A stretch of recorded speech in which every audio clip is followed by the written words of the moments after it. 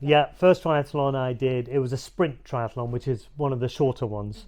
It's a 750 swim, 20k bike, and 5k run.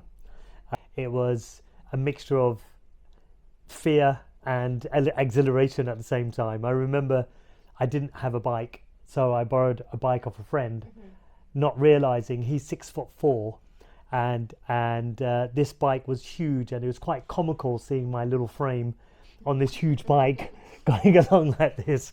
The experience of jumping into a lake for the first time without being able to put my feet down or have ropes or lifeguards. Well, there were lifeguards, but the whole open water experience was absolutely terrifying because it was freezing cold. But I can't explain the excitement when I crossed that line. I'd done a proper triathlon. Because of my inability and my lack of swimming, it was a huge achievement, because getting into an open water with just a wetsuit and lots of huge men around you, pounding away, and they push you out the way, and it is quite a bit of a melee in the water. It was a big milestone and a hurdle mentally to get over. When I set my mind to something, I like to get over the line with it. So I realized that this challenge that I'd set myself is going to be quite a long-term challenge. It's not going to be happening, overnight or within 6 months.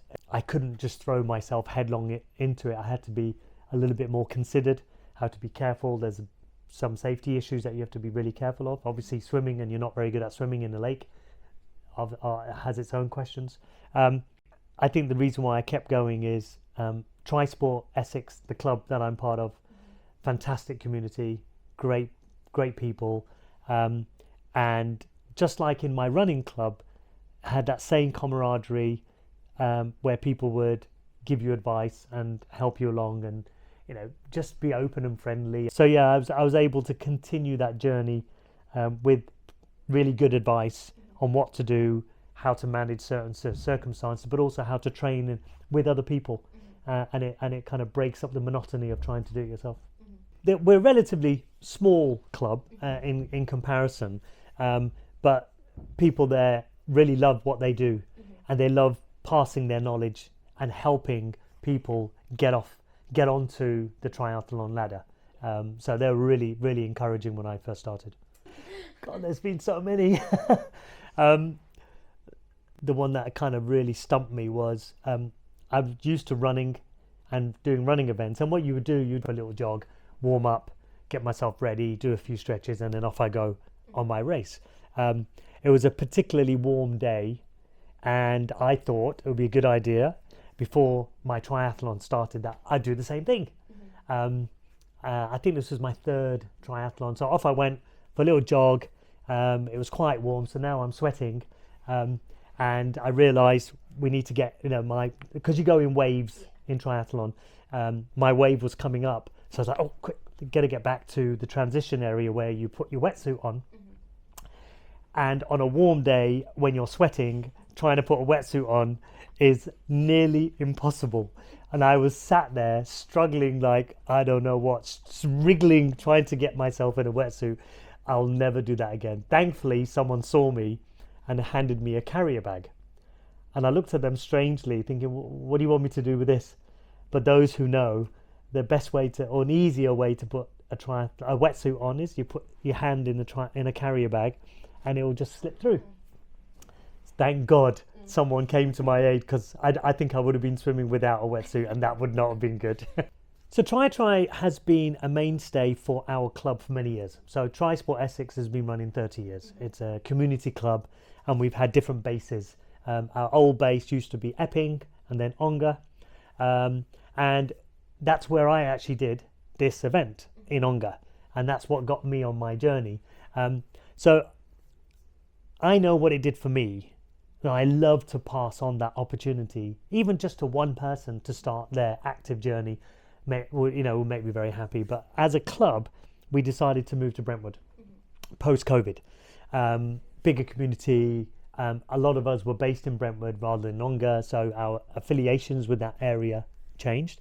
We actually changed our brand from Trisport Epping to Trisport Essex. And then we decided as a club to bring back Try, but on a much bigger platform. And it was a much wider platform, especially encouraging younger adults and kids to get more involved, because traditionally it was only for adults doing it. We didn't really have a setup for the children so much in the Try. Just that opportunity to see people of all ages, whether you're 6 or you're 80, to have an opportunity to try something new was super inspiring for me. Well, in this era of screens and kids at home, especially kids who have grown up through COVID, where they've lost a number of years of interacting socially, and the obesity epidemic that we're currently in, anything to get kids active will hopefully instill a longer term passion for just getting out and being active. So if we can kickstart that in a bunch of kids, then that's just amazing, because those kind of things will live with you forever. Triathlon can be seen as a bit of an elitist sport. I certainly thought it was, and I certainly thought it wasn't for me. Hopefully we're breaking down barriers for people at a young age to say triathlon is accessible. Doesn't matter what background, doesn't matter where you come from. You don't need to come from an affluent family at all. Wherever you're coming from, get up, get on a bike, jump in the pool, go for a run, and you're going to do a triathlon. So yeah, super engaging about getting younger adults and kids into triathlon, because we're hoping it sets a standard for them for future. It's part of that. This is not elitist. People sometimes worry about what they're going to wear, because obviously they're jumping out of a swimming pool, then they have to jump on a bike, and just to kind of give them the confidence that it doesn't really matter. Get over that mental barrier that this is not for me for whatever reason. It's an opportunity to try and push yourself to do 2 or 3 disciplines all in one event. And people don't get a chance to do that, because obviously there's things like duathlons and aqua runs and etc. So one is swim run, one is bike run, so having a multi-disciplined event for anyone, I think especially kids, is really good fun. Yeah, cliche comment, but it's so true. It's never too late. A friend of mine said to me that the best time to plant a tree was 20 years ago, but the next best is now. Having run this event for a number of years now, and seeing people of all ages. I mean, I'm a good example. I started triathlons into my late 40s.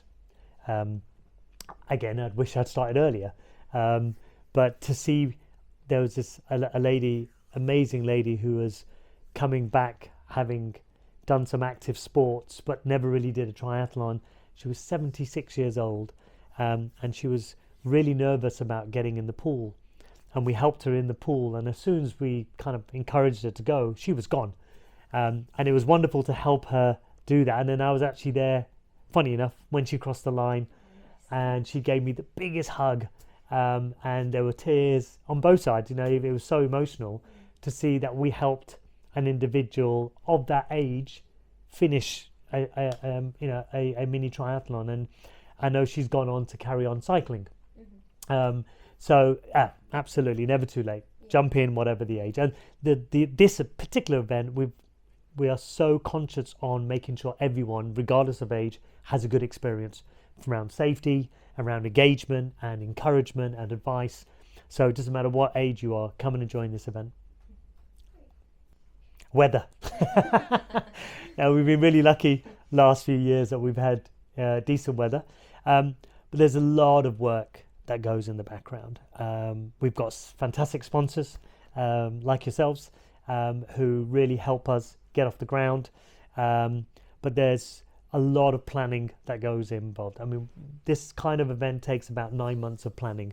It's not just on the day, and thankfully on the day it's it all kind of seems to run really smoothly, and that's because we've planned everything down to the last minute, what's happening here, etc.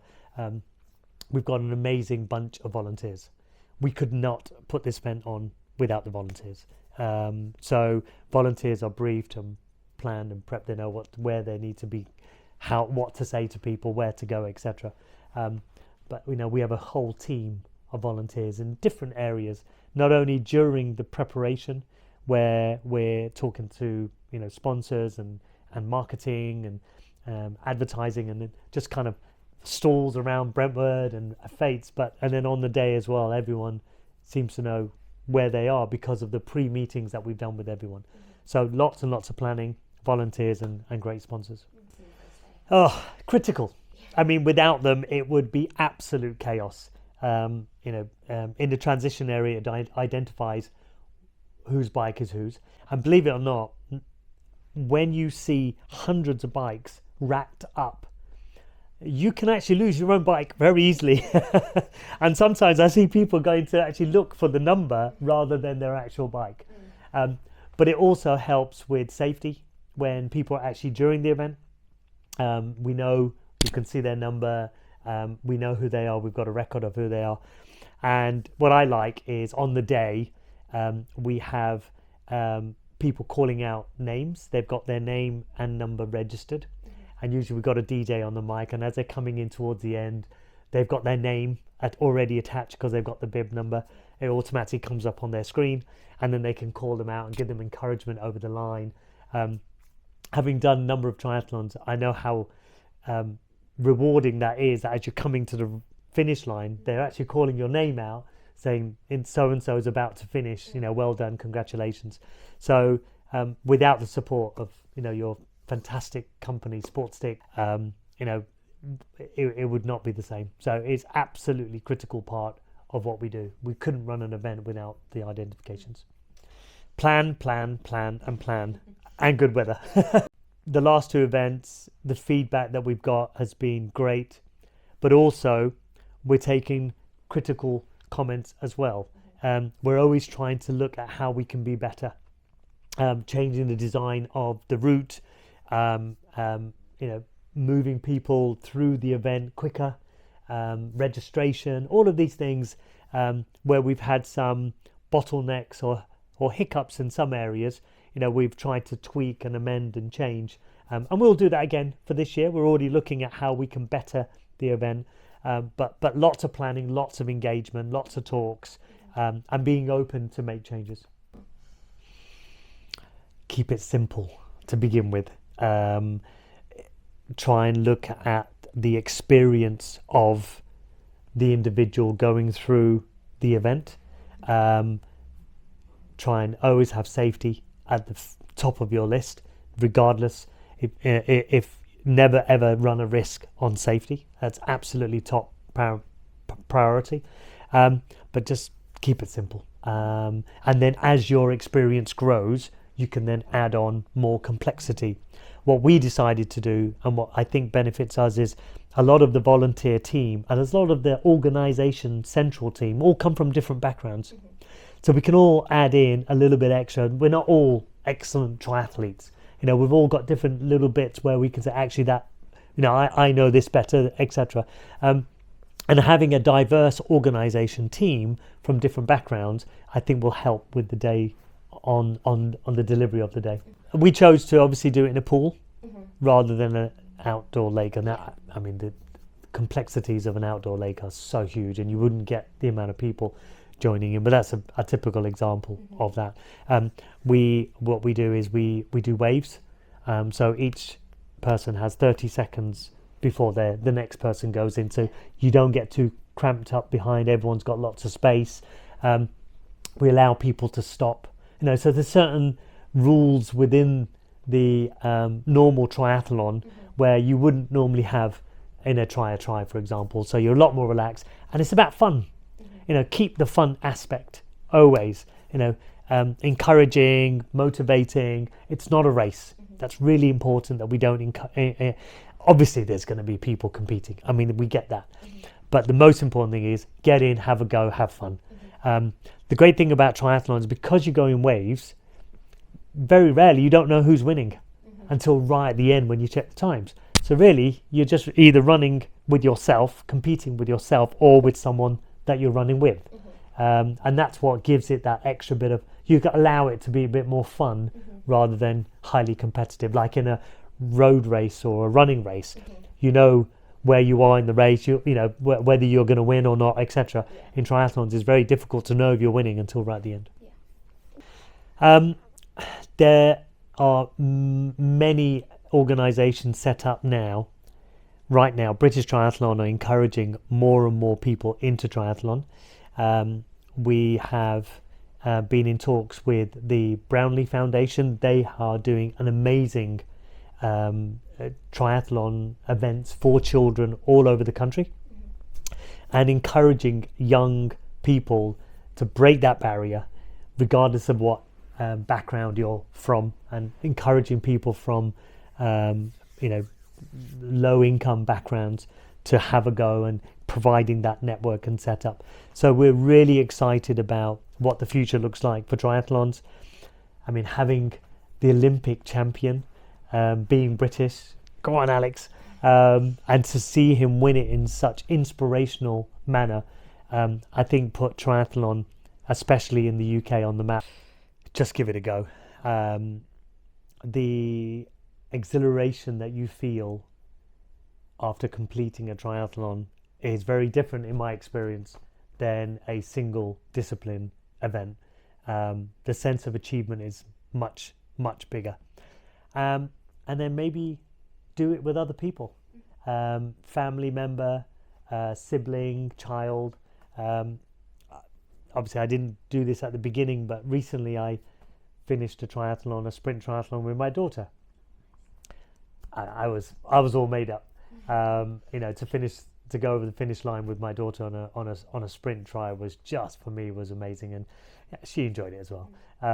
So get involved with other people, encourage each other. You can go off together as well in a triathlon. You can arrange that by requesting a certain time, but doing with other people, even training with other people, I'd say definitely give it a go. It's not what you might think, and it could be a lot more exciting than you would ever have imagined. I'm a sucker for nuts, and I'm a sucker for chocolate. So if you combine the two, I will usually have a Snickers bar in my bag. I've got my protein and good fats from the nuts, and I've got lots of sugar from my chocolate. But we used to call it marathon in my days, so I'm showing my age. But yeah, the Snickers is a good post, and then I'll have my, the necessary recovery drinks. But a nice chocolate bar with nuts, I'm all in. Obviously, if you're doing a longer distance triathlon, like for example an Ironman, where people will, go on from anywhere from 9 to maybe 14, 15 hours, you have to fuel. The fuel strategy is extremely important. And you do that during training. So gels to some degree. Other people will have bagels, bananas, and some kind of food which is a bit more solid, which they can manage. Everyone is different, and it's imperative that you try all these things during your training and not anything different on the day. So I had a combination of bananas and bagel and gels, so a bit of both. And when you're doing an event, there will be food stations. It's a little bit different to running events or single discipline. There'll be a whole wide range of different foods that you can try, because everyone's doing different. But I think banana will always be everywhere in running and in triathlon. So yeah, you've got to get your fuel strategy right, because if you run out of energy, it's too late. It takes too long to recoup the energy, so you always got to be ahead of where you are, of what you're thinking your body needs. So if you have a regular fuel strategy every 20 minutes, every 30 minutes, or whatever it is, it's really important. Thank you very much.